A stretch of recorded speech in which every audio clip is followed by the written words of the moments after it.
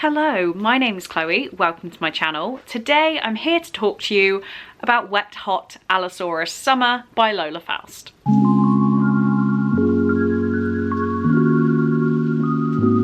So, if you are intrigued by this book, like I was, I'm going to hopefully relatively briefly explain to you why you do not need to read this book.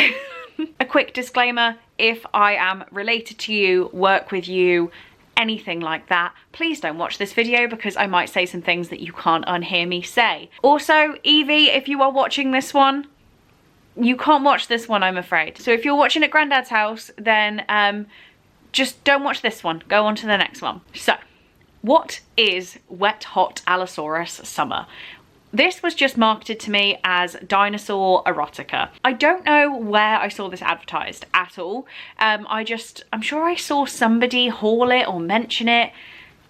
And I was like, well, I need to get in on this because I've read some weird books. So surely this can't be more weird. And surely this is going to be fun and just silly. But no, it actually really aggravated me, and it's one of my worst books of this year and definitely one of my worst books of all time. So let me just read you what the whole thing that's on the back here. It says, Tanis was a simple country girl looking for an escape from boring farm life. Big Al was everything she was looking for. A sexy bad boy carnosaur from the wrong side of the food chain. Would their torrid romance tear their families apart? And then it says underneath, also included in this anthology, Lord Bartholomew's ankylosaur lover, sexy crits of the saurians, dinosaur sex tips, and 10 sexperts from other Stormcrow dinosaur erotica titles, including Tyrannosaurus Sex and Mile High Pterodactyl Club. It does say this book is not suitable for children, which, you know, would really surprise you when you actually get into the book and you see things like this. Just this little dinosaur. Why could this not be for kids? It's a colouring page. So how did I get hold of this? I popped it on my wish list in the rogue chance that anyone would feel like gifting me this quality content. And Emily did, the lovely Emily, got it me for Christmas last year, I think it was. And I'm not entirely sure why this was beckoning me, but just couldn't scroll past it. It's been on my radar for a while, so I hope you love the steamy dino action and ghosts on the side. I don't actually know now if there were any ghosts. She was a country girl looking for excitement. He was an apex predator theropod. What did I think it was going to be? A fun romance where one of the love interests happened to be a dinosaur. Like, let's not think too far into it. I thought it was just going to be a bit of a joke. What was it? Just bad. And I'm not even saying it was bad because the storyline of a human and a dinosaur doesn't make sense, because that would be reason enough to be bad. The main reason why this is bad is that's it. It is 33 pages and the pages are this busy. So 33 pages of that followed by a colouring page, and the rest of this is other stuff. Right. So actual Wet Hot Allosaurus Summer, I could read it all to you. I could narrate the audiobook. Whether I should do that, I don't know. I'm tempted to hold on to it, and maybe if you guys say yes, I'd like to hear it. Like, I could put that content out, but I don't think it's needed, really. This has got a 2.21 on Goodreads, and I don't trust anybody who gives it more than a 1-star rating. I genuinely don't. If you've read it and you have given it more than a star, then please get in touch with me because I need to know what's going on in that little noggin of yours, because I don't understand how this is any good. Rather than a short novella, like, the book is 115 pages, if that, and that includes the colouring pages. So rather than just one novella that made sense, we actually get 2 short stories and then loads of excerpts of other short stories. And the main thing with the actual smut, because that's what, you know, that's what we're here for, the physics didn't even work. They didn't even work. I should say this is now going to be completely spoilery, and I'm just going to tell you what happens in this entire book.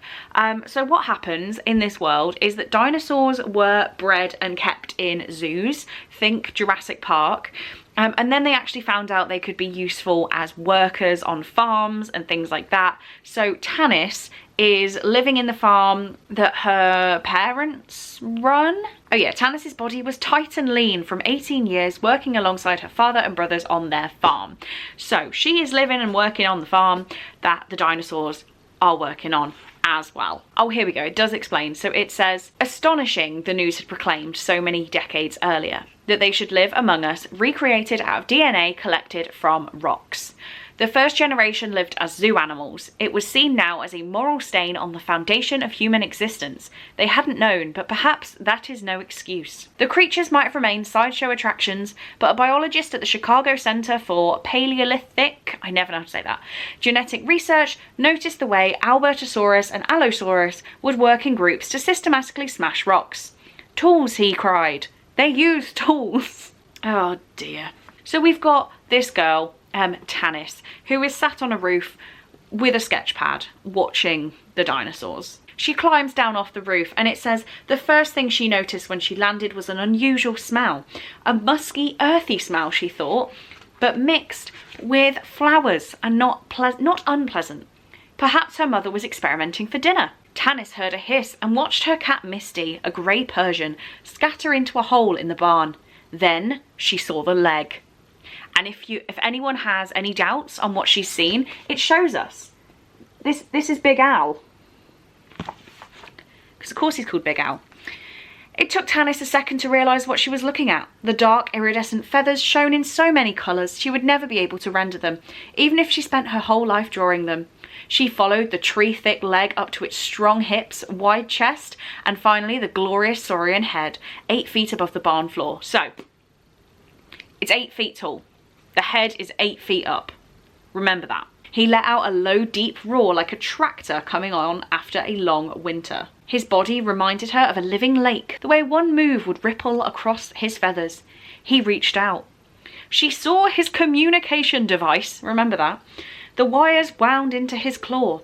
After some violent misunderstandings, all infant dinosaurs were now hardwired with a bioelectric communication device that allowed them to speak telepathically with their human foremen. Or companions, she thought, with a heart stab of anticipation. She let him touch her temple and felt the quick zing of their minds tuning into the same channel. I've watched you too, Tanis, he said, into her mind. Then he backed away. He was shy too. He stared down at his claw feet. She couldn't distinguish fear from desire. Goosebumps prickled over every inch of her soft human skin. He touched her temple again with his talon, and she watched his fantasy like a movie projected into her skull. He didn't know whether to eat her or take her from behind and make her his mate. His tongue slid out of his mouth and brushed her behind the ear with unexpected softness. The feeling bloomed all down her spine. She felt a wetness between her legs, something she'd only experienced once or twice while horseback riding. It made her throb. He licked her again, this time harder, more ardently down her entire neck, tasting her fear and sweat. His tongue was as big as her whole hand. Again, remember that. She imagined other places he could lick her with it. She reached down and gently stroked the feathers of his chest, muscled from labour. Tanis, move! She heard her father shout from behind her. No, she shouted and leapt in front of the Allosaurus. The dinosaur hissed and wailed, lunging at her father. He was several times larger than the man. The beast turned back, eyes narrowed at her, though they were not connected by the telepathy device. Telepathy, I hate that word. Tanis could feel his thoughts. You would save him?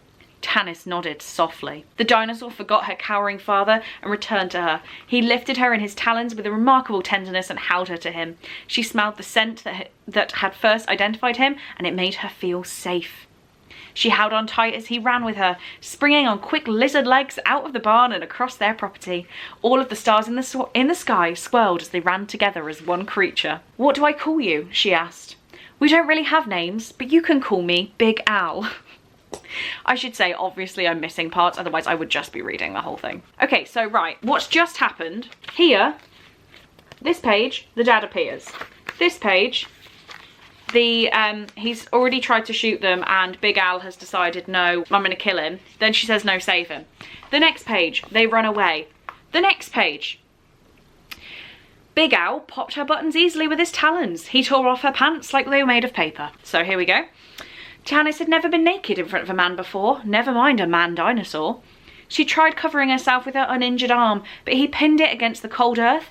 Oh wait, okay, the shot hit her arm, there was a gunfire.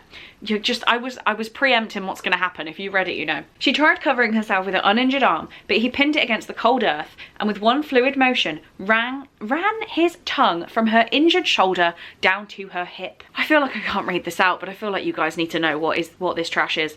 He traced her breasts, circling her nipples, which leapt up. They hardened with a pleasure that was almost painful. Big Al continued down her body, licking her belly and inner thighs. He kissed her ankles. With his strong jaw, he pushed apart her legs. Her thighs quivered. He licked her ardently, like she was the most delicious thing in the entire world. He grasped her butt with his talons, tasting her deeper and deeper. So now think, 8 foot, 18-year-old girl. With his tail, he grabbed her around the waist and lifted her so that she was face to face with him. Okay, this dinosaur has grabbed you with its tail and lifted you in front, okay? Clearly, he held her to his chest. She could feel his warmth and his power, his love emanating. He lowered her onto his sex, of course, because clearly it's just there. She felt it, massive, rubbing against her own wetness. He slid her up and down along it. Then he entered her. His talons dug into her shoulders, forcing her down to accept all of him inside her. She felt like she was going to be torn apart from his size and also from the intensity of her own pleasure. She gripped his scales with her heels. He wrapped his mouth around her injured shoulder, lapping at her blood as he thrust. Tanis became lightheaded with pleasure and blood loss. Big red tingling flowers bloomed through her entire body. Then, when she thought it would never end, that they would stay like this forever, with one final explosive thrust, she felt his love go off with like a little rocket inside of her, filling her completely. It was over. Big Al lay down in the field. She climbed up onto his chest and heard the deep pump of his heart, the braying of his breath. She knew she would love him for the rest of her life. They've just met. "I'm so hungry," he communicated. His thoughts stuttered, hesitant. "Go on, you can trust me. I love the taste of your blood." His eyes went shy as he said that. She felt his vulnerability. She lifted herself up to a seated position and looked down at the body, at the wound her father had inflicted on her shoulder. Her arm dangled, dead and grey. There wasn't any use trying to save it. She knew what to do. She offered her injured arm to his hunger and felt the hot pain of his love as he devoured the whole thing. And that, ladies and gents, is chapter 1. She's been sat on a roof, drawing in a sketch pad. She comes down from the roof. She talks to the dinosaur. Her dad tells her no. She says, screw it, I'm going to do it anyway. They run off. They have sex. And then he bites her arm off.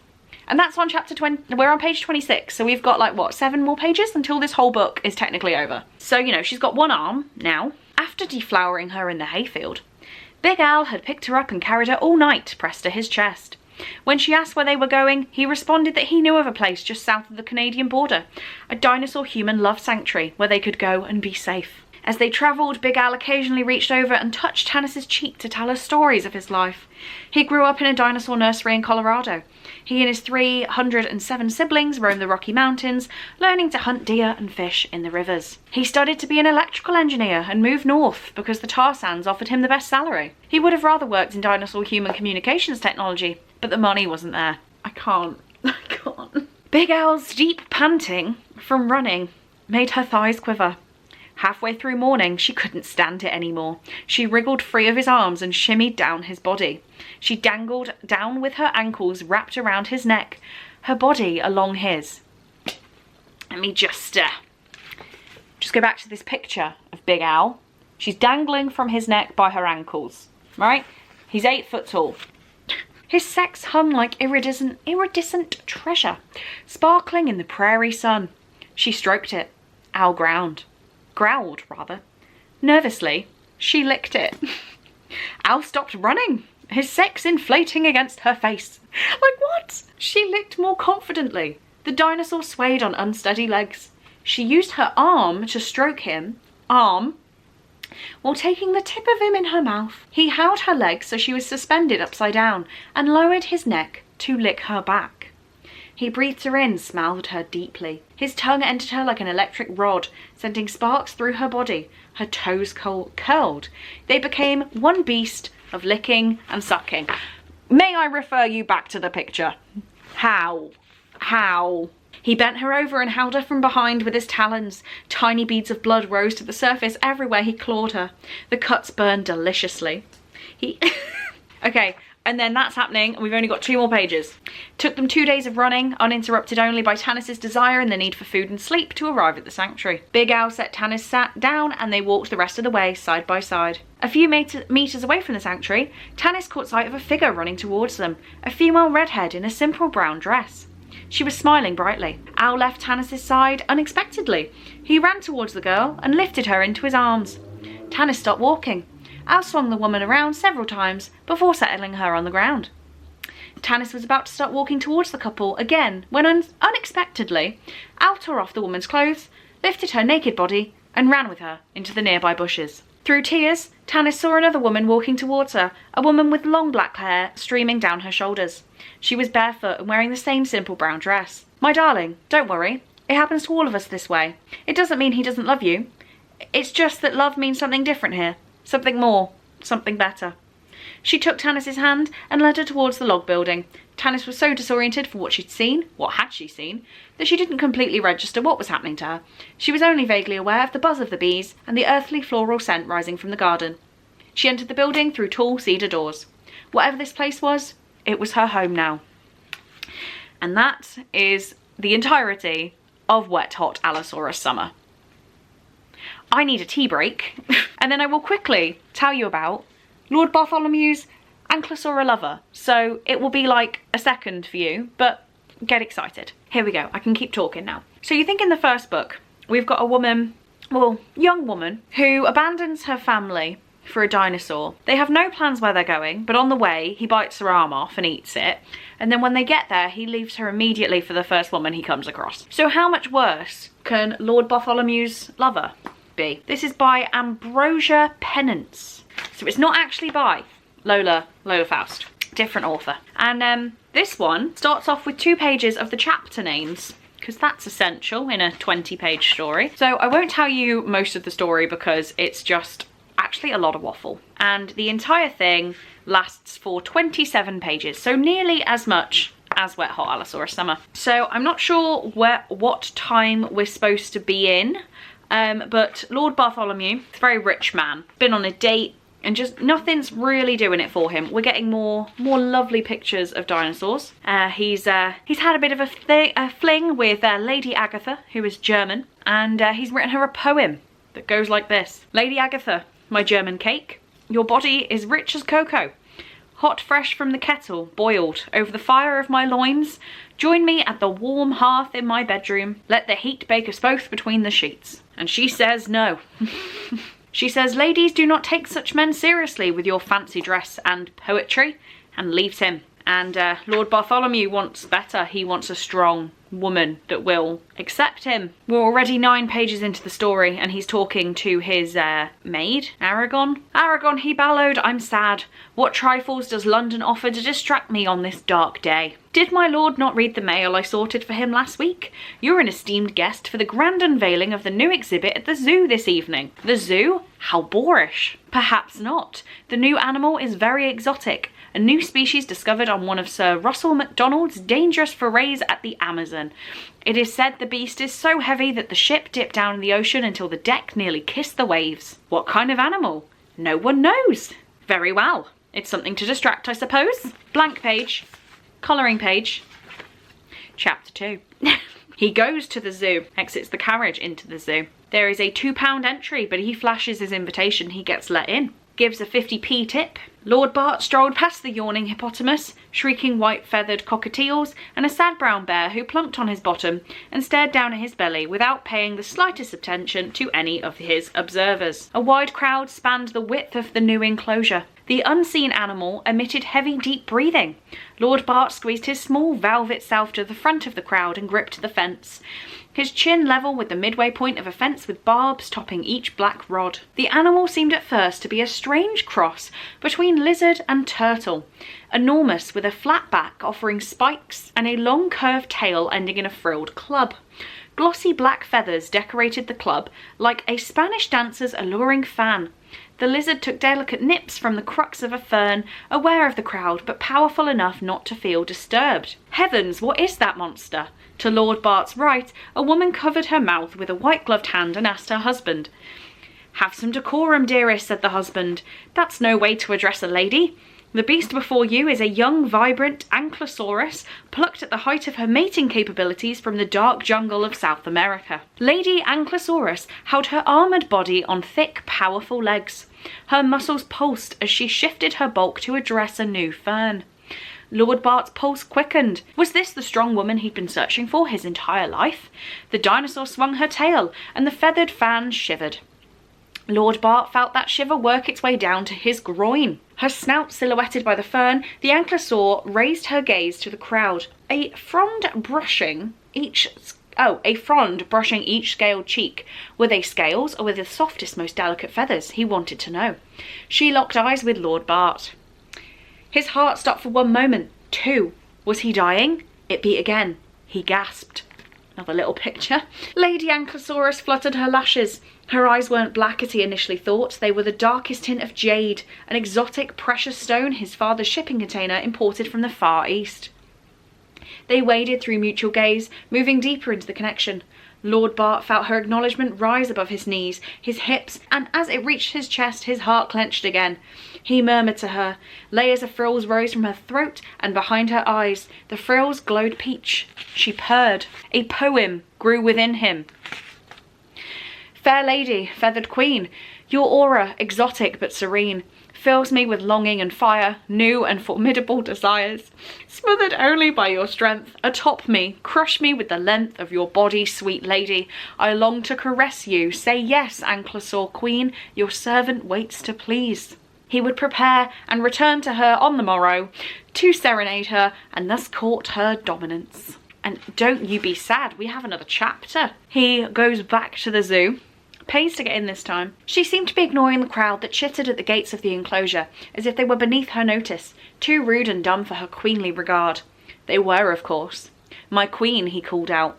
There was a small muttering in the crowd, and one large jolly man yelled, "Best you don't allow the king to hear you speak in such a way." "I suggest you keep to your own business," he said. He would make clear to these people, to everyone, that he was worthy of such a queen as this. She rose from the bed of ferns, and to delighted gasps from the crowd, took a step forward on her powerful saurian legs. The air was electric with anticipation.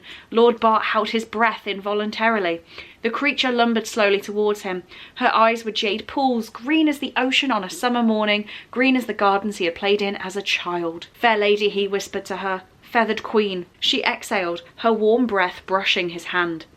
Blood rushed to his face and to other parts of him, and he began to climb. I don't know how he's got into the enclosure. Oh, that's it. That's it. So he wants to be with the dinosaur. This section, which I will not read to you, is from page 69 to 86, and it is excerpts from our full catalogue.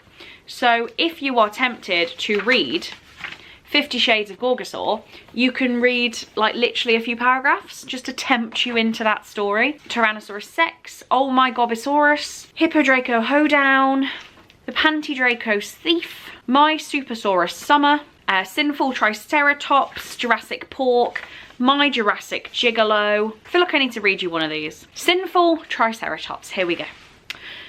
It's 3 paragraphs. Her horns glistened as the trickle of a nearby stream sang harmonies with the fluttering of her heart. The clearing was full of small insects that dipped and swerved in the pale gleam of the moon. I can't roar, but it's R and then A's. Ra, she exclaimed. That was so bad. Her voice a faint, eager whisper, carried away with the evening's wind. Roar, her lover cooed at her back, his hot breath sending a shiver down her tail to the very tip, as she gently swayed it to the side like a gentle tide of lust in preparation for his tender entry. So, you know, that's great. We then have a tiny chunk that is Sex Secrets of the Saurians, and we have 5 tips on sex facts about the dinosaurs. An Apatosaurus's genitals would not be visible as it plodded by. Instead, they would have been concealed in the cloaca, which would have appeared only as a slit underneath the dinosaur's tail. Or number 5. Longer-tailed species may have even intertwined their tails for more tactile stimulation. Thank you so much. We then have Dino Love Tips, of which they're randomly numbered, but let's pick one. Number 88. There's only 5. When attempting to attract your dino mate, it's certainly ideal to utilise your biological features as much as dinosaurously possible. Flare that frilled chest or waggle those horns, you sexy beast, you. Those are the Dino Love Tips. And then, all that we've got left here, it says coming soon from Storm Crow Press are the following stories. Hold your hats, ladies and gents. The Alf and the MILF, which we have an excerpt of there. Easy Being Green, a multi-orgasmic compendium. Undead in Bed, a zombie sextacular. I Want to Suck Your Cock, Gay Vampires in Love. The 300-Year-Old Virgin, Boning the Skeleton, and Mummy Dearest. And then, for the next, 5 pages, it says, and now a sneak peek of the Alf and the MILF, the Stormcrow Press's next offering. And it's a woman at the gym who sees an Alf who's just moved into the area, and he approaches her at the gym. They gazed at each other. Holly's heart began to race in a way that she had never experienced. Not even with Bruce. No, he'd been a safe choice, a good if bland father, a dutiful if uninspired and inconsistent lover, at least at first. Really, if she was honest with herself, he'd been the checkbox labelled husband on her list of things to accomplish by the time she was 30. And now she was 37, at her sexual peak, and she hadn't had sex in nearly a year. She hadn't had good sex in probably half a decade. The realisation came upon her suddenly as a summer storm. This was going to happen. This was happening. She pulled her hair loose and shook it out, dismounting from the treadmill. You know, she said, I think I prefer a different kind of exercise. Care to join me? He grinned, the Alf. I would indeed. And that is the entirety of Wet Hot Allosaurus Summer. Thank you for sticking with me, if you have. If you have stuck to this point, please leave me a dinosaur emoji. Thoughts, feelings, emotions, have any of you read this? Do you have different thoughts than I do, apart from this being potentially the worst published thing I've ever seen in my life? Thank you to Emily for providing the entertainment and the content. Really appreciate the book, but will not be recommending to anyone. I hope you enjoyed this video. Thank you very, very much for watching, and I'll see you in the next one. Bye!